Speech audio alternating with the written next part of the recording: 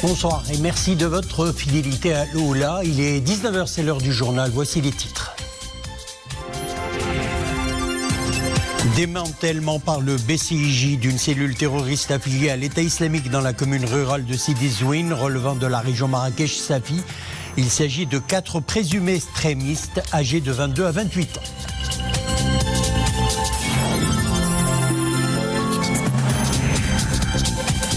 Ils sont de plus en plus nombreux à retrouver la mère patrie pour des vacances en famille. Nos compatriotes résidant à l'étranger savourent les joies des retrouvailles. Ce soir, nous faisons escale à l'aéroport Agadir El-Massira, dans la capitale du Souss, où nous avons recueilli leurs impressions.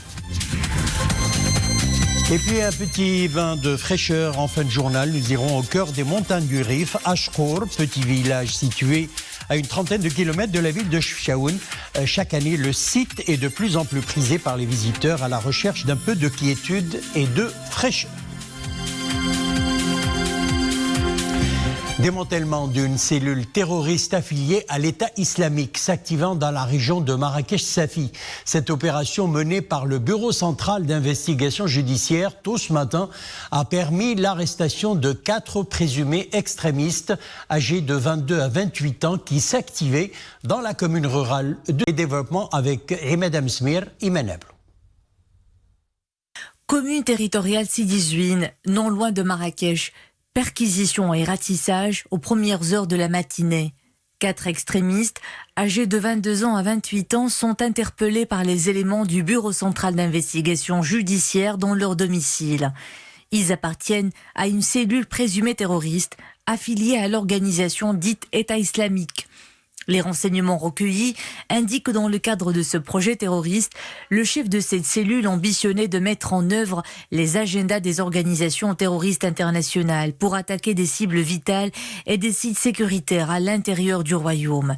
Des plans destructeurs ayant fixé comme cible instantanée des établissements vitaux et des sites sécuritaires, outre l'identification de personnes à tuer à l'aide de l'arme blanche. Le chef de cette cellule est natif de cette commune. Il s'y est activé avec les autres suspects. Il a tissé des liens avec l'un des dirigeants de Daesh dans la région du Sahel. Il planifiait de rallier cette région pour rejoindre le dit dirigeant qui porte une nationalité étrangère et réside en dehors du territoire national. Objectif : effectuer un entraînement sur la fabrication d'explosifs et le choix des cibles terroristes. Les investigations menées ont d'ailleurs révélé que l'émir de cette cellule terroriste a mis à profit ses compétences dans le domaine de la soudure pour fabriquer des armes blanches et des engins explosifs. Il a même effectué des tests pour la confection et l'usage de ces matières explosives avant d'acquérir des produits chimiques qui entrent dans la fabrication de ces engins dans un local commercial à Marrakech. Les recherches et investigations ont aussi révélé que les membres de cette cellule terroriste comptaient sur l'embrigadement d'enfants en vue de diffuser et de généraliser la pensée extrémiste à travers des rencontres destinées à des mineurs à Sidi Zouine pour les endocriner et leur apprendre les fondements de l'esprit extrémiste selon la méthode Les Lionceaux de la Khilafa adoptée par l'organisation Daesh. Les riverains n'en reviennent pas, le moindre doute ne planait pas sur les membres de cette cellule. J'ai toujours du mal à croire ce qui se passe. Je connais 3 suspects, ce sont mes voisins. Ils avaient toujours un comportement normal, rien de vraiment étrange. Le chef de cette cellule est mon voisin. Il était peu loquace, mais il lui arrivait d'engager des petites conversations avec mes enfants. Je n'ai jamais rien soupçonné. Ces gens-là sont infréquentables. Nous ne pouvons pas leur faire confiance. Ils n'ont aucune religion. Les perquisitions et le ratissage technique effectués dans les domiciles des individus interpellés et dans un local annexe au domicile du suspect principal ont permis la saisie d'armes blanches de différentes tailles, de matériel informatique, d'une machine de soudure et de substances chimiques suspectées d'être utilisées dans la fabrication d'engins explosifs. Il s'agit de 50 kg de nitrate d'ammonium, de 3 kg de sulfate de potassium, de 4 boîtes contenant des substances toxiques et de 3 sacs contenant des poudres chimiques suspectes, ainsi que des fils électriques et une balance. Les mises en cause ont été placées en garde à vue à la disposition de l'enquête judiciaire menée par le BCJ sous la supervision du parquet compétent afin de déterminer les ramifications régionales et internationales des membres de cette cellule terroriste ainsi que tous les projets terroristes qu'ils ont planifiés et pour identifier tous les complices éventuels impliqués dans ce projet terroriste. L'accueil de nos compatriotes résidents à l'étranger se poursuit dans le cadre de l'opération Marhaba 2021. Un retour qui se fait cette année dans des conditions gratifiantes en exécution des hautes instructions royales pour faciliter le transport et le séjour des membres de cette communauté à des prix abordables. Aux différents points de transit, l'accueil est des plus chaleureux et la joie de retrouver la mère patrie est vécue dans une grande émotion. Reportage réalisé dans la capitale du Souss à l'aéroport Agadir El-Massira. Oumaima Ramli. En provenance de France, c'est une centaine de passagers qui débarquent à Agadir ce matin. Tous pressent le pas, impatients de profiter enfin des retrouvailles avec leur famille après des années de distance géographique. Ça fait 4 ans. La dernière fois, c'est quand mon fils avait 1 an. Le voyage s'est bien passé. On a eu un beau vol. Et on est content d'être à Agadir. Le voyage s'est très bien passé. Et on a voyagé dans de très bonnes conditions. Tout a été fluide. Et on est heureux d'être là aujourd'hui. Et ce que le roi il a fait pour que le peuple marocain et pour que les gens qui aiment le Maroc puissent venir visiter le Maroc pendant l'été. Franchement, c'est super. Pour encadrer le rush du grand retour de nos compatriotes, cet aéroport mobilise toutes ses ressources humaines et logistiques. La prévention anti-Covid, c'est le mot d'ordre, surtout en cette période. Pour garantir la sécurité des passagers et la fluidité des formalités administratives, nous avons renforcé notre dispositif de prévention contre le virus. Gel hydroalcoolique à disposition de tous, port du masque obligatoire et distanciation de 1,5 m. Après 18 mois de marasme, l'ouverture de l'espace aérien donnera un coup de boost considérable à la relance de l'activité touristique, secteur vital qui accusait quelques 64 milliards de dirhams de pertes. Et puis sachez que la Chambre des conseillers a tenu sa séance plénière mensuelle. Lors de cette séance, le chef du gouvernement a exposé les mesures gouvernementales prises pour l'accueil et l'accompagnement des Marocains du monde dans le cadre de l'opération Marhaba 2021. Sadil Othmani s'est attardé sur les grandes lignes du dispositif exceptionnel lancé sur haute instruction royale dans un contexte marqué par la pandémie.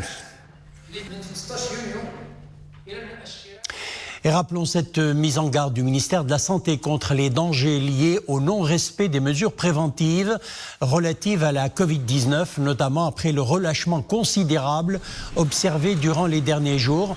Dans un communiqué, le ministère appelle les citoyennes et citoyens au respect strict des mesures préventives contre la Covid-19 à travers le port correct du masque, l'hygiène, le respect de la distanciation sociale et l'évitement des rassemblements non nécessaires.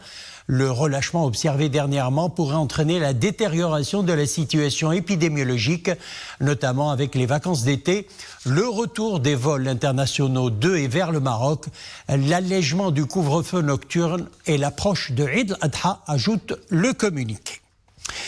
Et pour éviter toute résurgence de la diffusion du virus, la vigilance doit donc rester de rigueur, surtout à l'approche des vacances d'été, une période où le relâchement du respect des gestes barrières devient de plus en plus visible.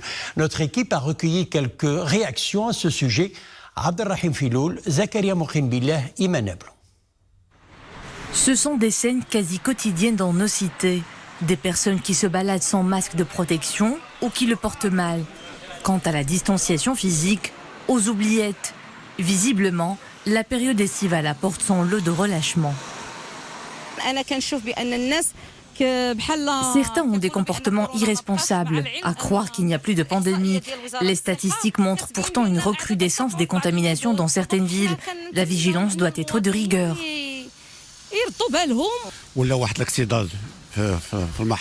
On remarque des rassemblements inutiles dans les gares, les cafés et les marchés. Ce n'est pas comme ça qu'on va vaincre le Covid.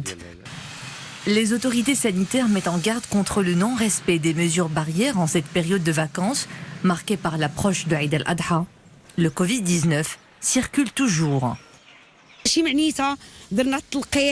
La vaccination ne veut pas dire qu'on a vaincu l'épidémie. J'appelle les citoyens à prendre conscience que le Covid est toujours parmi nous. Ces 2 dernières semaines, le taux de contamination a connu une augmentation sensible, 12,05%. Le respect des mesures préventives et des gestes barrières est toujours de rigueur afin de préserver les acquis réalisés dans la lutte contre la pandémie. Un coup d'œil à présent sur les chiffres de la vaccination anti-Covid-19. Le nombre de personnes qui ont reçu la première dose a atteint 9 594 360, tandis que 8 451 201 autres personnes ont été complètement vaccinées. Et durant les dernières 24 heures, 437 nouveaux cas du Covid-19 ont été recensés. 3 patients ont succombé au virus. Les cas actifs, 3 648. Les cas sévères ou critiques ont atteint 210, dont 7 placés sous intubation. La terre a tremblé dans la province de Driouch. La secousse tellurique de magnitude 4 degrés sur l'échelle de Richter et dont l'épicentre est situé à 40 km au large de la commune. Ouled Amrar s'est produite à 15h54 et 32 secondes. C'est ce qu'indique l'Institut national de géophysique. Le lieu est réputé pour la beauté de ses paysages et ses sources d'eau fraîche au cœur des montagnes du Rif. Ashkour, c'est un petit village situé à une trentaine de kilomètres de la ville de Chefchaouen. Chaque année, le site ouvre grand ses bras à des visiteurs en quête de quiétude et d'un peu de fraîcheur. Reportage Boukhlifi Sihem, Mounia Marouche, Oumay Marmli. Rafraîchissantes ou plutôt vertigineuses, elles sont juste fascinantes. Les cascades d'Archour offrent un paysage vierge, des paysans. Le site a visiblement tout pour séduire les amoureux de Dame Nature. Je choisis toujours cet endroit car il fait tellement frais ici et le cadre est agréable. Franchement, c'est une bouffée d'oxygène. Les paysages sont à couper le souffle et le climat est tempéré. Pour se ressourcer et se revigorer le corps et l'esprit, il n'y a pas mieux qu'à Archour. Pendant que certains s'offrent une petite parenthèse au fil de l'eau, les adeptes des sensations fortes trouvent leur compte. Le site est aussi un terrain propice à la bonne pratique de la tyrolienne. C'est une expérience unique, un mélange entre peur et excitation. Ce sport me permet de surmonter mes appréhensions et de dépasser mes limites. Jamais à bout d'énergie, les jeunes continuent leur excursion dans ce petit bout de paradis où la végétation change et s'ouvre sur des bassins émeraudes. Un Éden naturel à seulement 30 km de Chefchaouen.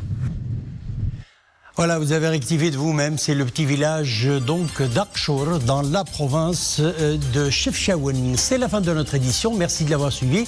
L'info revient sur l'Oula à 21h, excellente soirée, à demain.